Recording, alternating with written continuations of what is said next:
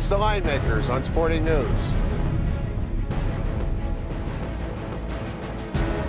Welcome to the Line Makers on Sporting News. UFC 157 at Orange County at the Honda Center. I'm Micah Roberts. With me is Hugh Citron. Hugh is the first guy ever to post odds in the UFC in Las Vegas. He did so at the Mandalay Bay. Big events there. Big event in Anaheim next week. What do you think? Well, absolutely. The first time the women ever take the center stage in the UFC, coming up February 23rd at the Honda Center in Anaheim. Ronda Rousey, the phenom, putting her title on the line, the bantamweight title against Liz Caramouche.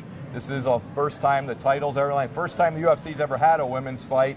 Rousey over a 10-1 favorite in this fight. Mike, as you know with me, anything over 3 to runs out of my price range, and 10-1 should be out of anybody's price range. So I'm going to try to maybe make a case for the dog here. You can catch maybe 6-1 on Caramouche. The problem is the only person that they fought together was a win for Rousey in 1 minute, where when Caramouche fought this person, she lost a unanimous decision. Not really much to go on yet on this, so I might take just to kind of wait and see how they build the women's division a little bit here.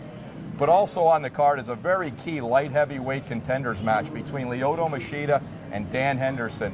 This fight, you can get Machida. He's about a 2-1 favorite, and I kind of lean that way a little bit. I make this more about 220.